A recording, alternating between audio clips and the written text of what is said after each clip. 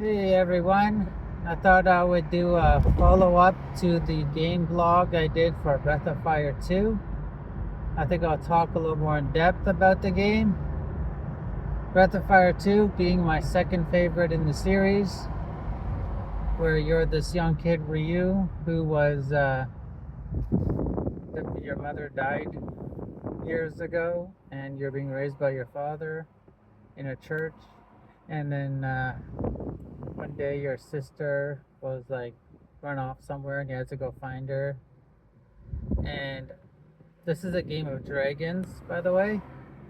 And you found her in the back caves where there was this massive dragon guarding like a gate, and she likes to like rest under the dragon, and she says that mom comes to her in her dreams when she rests there, and that she talks to her mom and whatnot.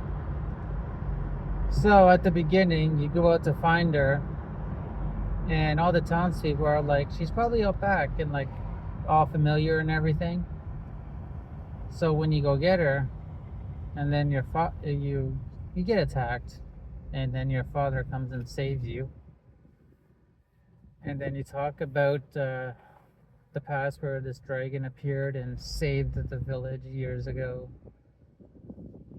and that apparently the father and the dragon both saved the village. It's a whole little story. And then you go back to town. Well, you go back to town alone. You know, the sister goes with Father Gainer's his name, to town, leaving you behind. You just decide to rest or not. But either way, you head back alone.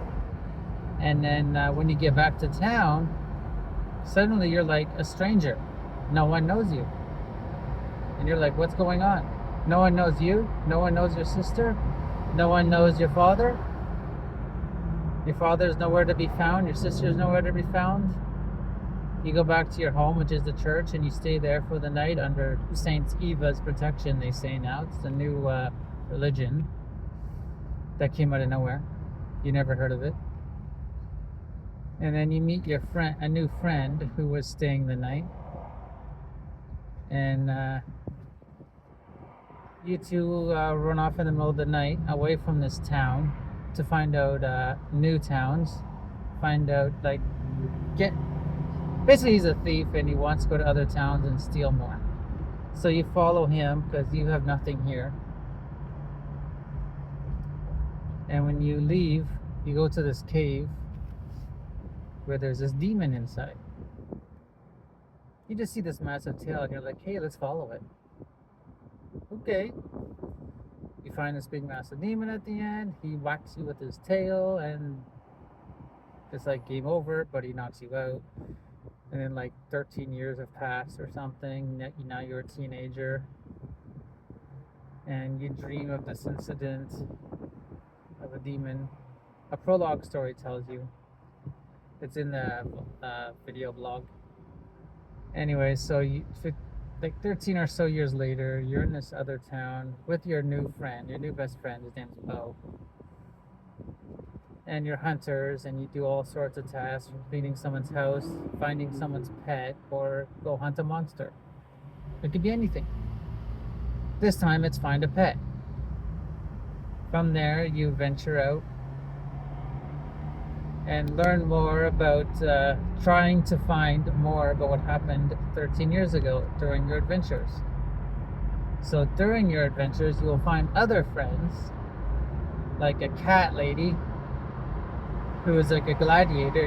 You end up fighting her later, and then she joins you, and you find out more about her past as you play, and they all want to know what's going on. And then this frog, like, there's a frog guy. He's like French. And then his kingdom gets taken over. And he also wants to find out why. So it's all like everyone's trying to find out what's going on. And you're the leader of the bunch, and you're finding out about your powers and how you're apparently you have these dragon powers you learn. You can become dragons and do attacks in battle as a dragon. It's all pretty nifty, having powers of a dragon. So as you adventure, you find new these dragon shrines that will help you learn your dragon skills. Kind of like Breath of Fire 1. I played Breath of Fire 2 before Breath of Fire 1. So yeah, the main goal of finding your family and figuring out why this demon's trying to take over the world, and that the dragon is trapping the demon in the cavern from coming out and taking over. Then at the end you learn that you have to go in there. But that's way later. Hopefully we'll talk about the end game. During the game, there are many variety of ways of playing. There's fishing. If you want to capture fish you catch to eat for health and benefits in the game, like cure poison, cure hit points. As you adventure, there's weapons and armor from various vendors, and you find them in dungeons. There is also a town where you find the pet that I mentioned earlier on. There is a town that is run down, and a homeless guy basically lives there. You will eventually become mayor of that town and hire a carpenter to build more houses in your own town. And you can get many people to join your town. But spices is limited. Certain people can only join certain houses in that town. So some are beneficial to gameplay, some are just basically cosmetic. They don't do anything except for some story, or that's about it, some talking. Whereas others will find vendors who will sell you really great weapons. There is a sound test guy. I always get him. I love the music of Breath of Fire 2, and with him you can listen to the music anytime you want. When you're in the town limit. There is a shaman who can merge your party members 2 into 1. It's kind of nifty, but I don't do that often.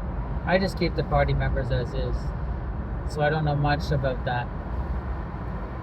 You may even be able to get your town to fly if certain prerequisites are met. I will not let you know how it flies. One of the fake ones is there's this dojo. This guy would just say, "My dojo." That's all he says. Later I learned online it's some Japanese thing, and it's lost in translation in the English version, and it just means fake dojo.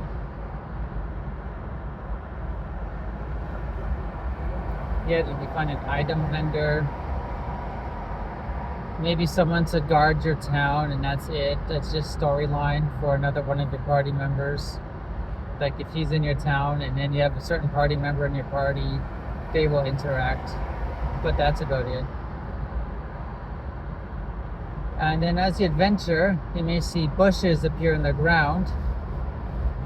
That's hunting spots where you can hunt monsters, like animals, that is, like a boar, or sometimes even those floating spiky round creatures that you find. They're called gong heads. Interesting name. Later in the game, you'll find this character named Blah. She's like a snake lady. She's from Breath of Fire 1, and is a very powerful magic user. Can be hard to find. But if you use her in a hunting spot, yeah, she can attack everything on the field. Except all you'll get is charcoal. I use this number rock that you just sell. And then any of the people that join you, they all have their own abilities. Like you'll find this Nina, a girl with wings. Later on, with her, you'll get the ability to fly with her help. There's Sten, who can act as a bridge. He's a monkey guy with really long arms, and that apparently can get you across gaps.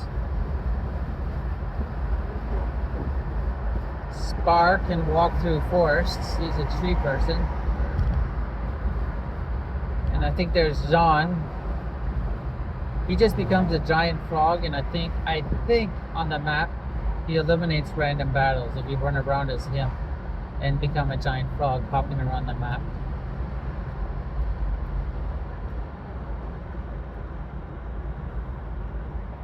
So with all the many variety ways of gameplay and traveling around the world, you gain access to new places, stronger monsters. Make sure you level up.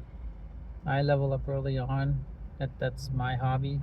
I love level grinding. I can do the same battles over and over and over. But with Breath of Fire 2, if you do that at the beginning, you can go to a part of the map at the edge of where you have access to, like say you reach there's a bridge at the beginning that if you cross it, the enemies are really stronger and it will kill you really fast at the beginning. But if you level gain repeatedly to like 15, 20, then you can survive there and get really stronger for the beginning.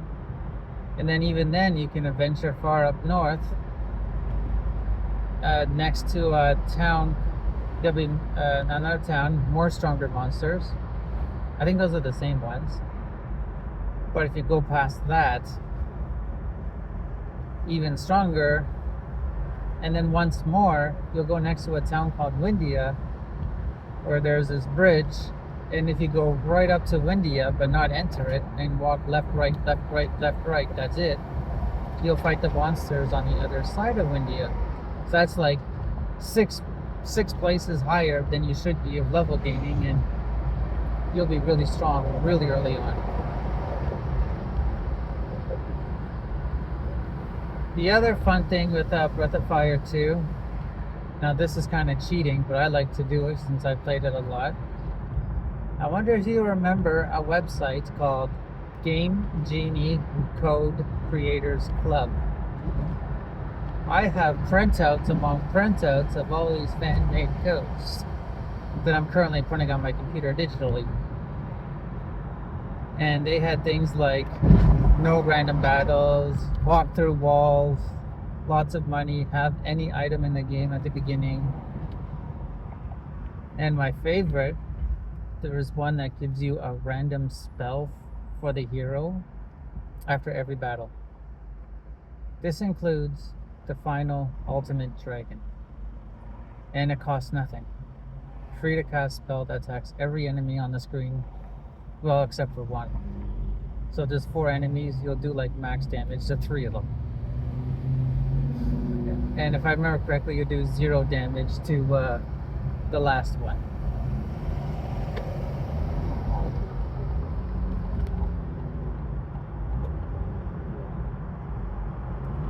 So then, I did a lot of exploring with those codes.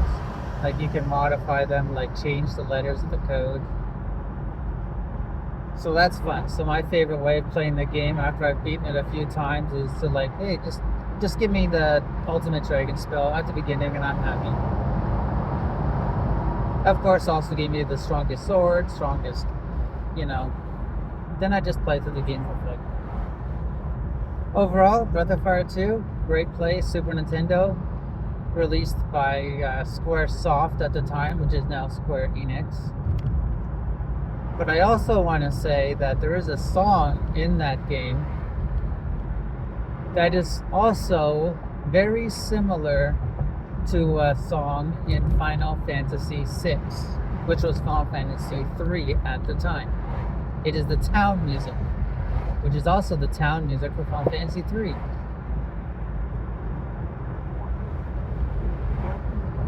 I have it also mentioned on my blog page, so give it a listen. You can hum to it every note in one game, even if that part of the notes is missing from the other game, but you hum it exactly as is, you'll get the exact same song. I'm like, maybe it's because Capcom... Wait, I'm wrong, sorry. Breath of Fire 2 is from Capcom. Breath of Fire 1 was from Squaresoft. Breath of Fire 2 was bought by Capcom, but I think still had some Final Fantasy's music or Squaresoft's music in there. Just that one. That's just my little notice. I could be the only one who's crazy and thinks that. So yeah, Breath of Fire 2, Super Nintendo, was re-released also on the Game Boy Advance.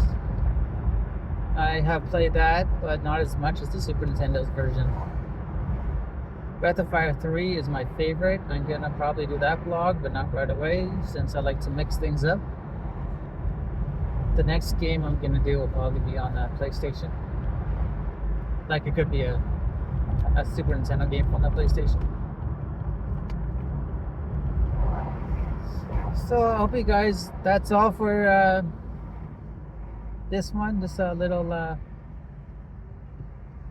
talk about Breath of Fire 2. Give it a play. If you have access to emulators, if you own the game, sure. That's what they say. I own it. I own a couple copies of it. And then I just play it on my computer because my Super Nintendo's buried somewhere. Anyways, have yourselves a great day, and I will talk to you next vlog. Have a great one.